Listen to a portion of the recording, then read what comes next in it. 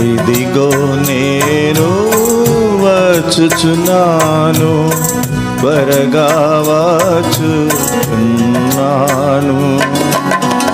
ఇదిగో నేను వచ్చుచున్నాను, త్వరగా వచ్చుచున్నాను.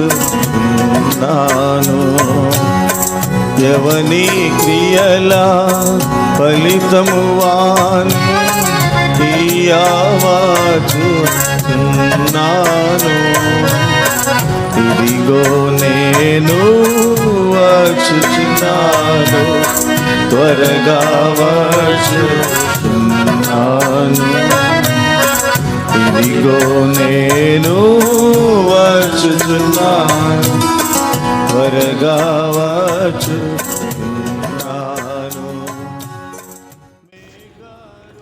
ఆశీర్వాదాలన్నీ నావే. నీవు మెలకువగా ఉన్నావా? ఈ సంగతులను గురించి సాక్ష్యమిచ్చువాడు అవును, త్వరగా వచ్చుచున్నానని చెప్పుచున్నాడు. ఆమేన్. ప్రభువైన యేసు రమ్ము. ప్రకటన 22:20. అన్నిటికీ మించి సమస్తాన్ని సాధ్యం చేయగలవాడు తాను మళ్ళీ వచ్చి మనల్ని తన వద్దకు తీసుకెళ్తానని వాగ్దానం చేశాడు.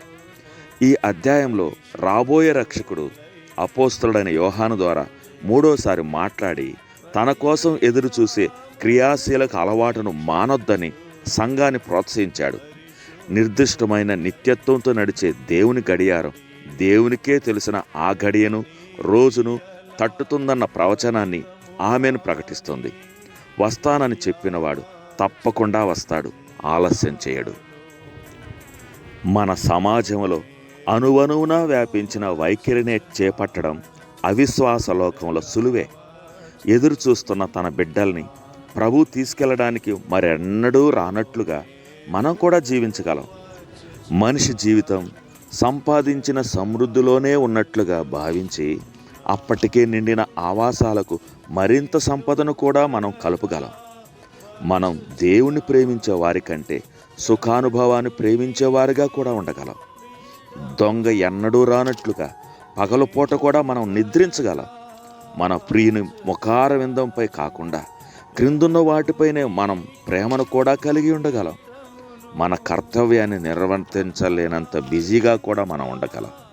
మన ఆత్మీయ బద్ధకం వలన సంఘం తన్నుకునేలా చేసి లోక విజయం కోసం తలాంతులను కూడా దుర్వినియోగం చేయగలం.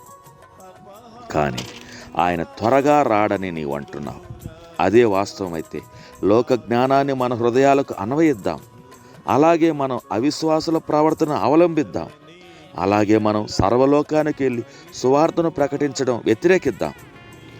అలాగే మన ధనాన్ని చిమ్మటియు తుప్పును తినివేసి దొంగలు కన్నం వేసి దొంగిలించే చోట దాచుకొందాం.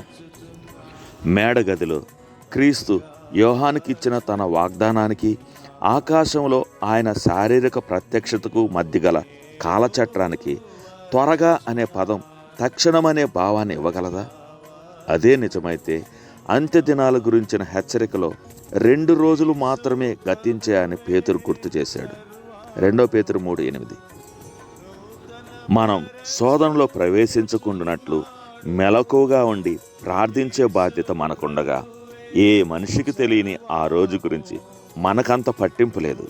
మనం సంతోషంగా ప్రతిస్పందిస్తాం, ప్రభువైన యేసు రమ్ము అని. తండ్రి, ఈ లోకం నుండి మమ్మల్ని తొలగించడానికి నీ కుమారుడు మహిమతో పంపించబడతాడని పలుమార్లు తరచూ గుర్తు చేస్తున్నందుకు వందనాలు. నేను ఆయన ప్రత్యక్షత కోసం ఎదురు చూస్తున్నాను.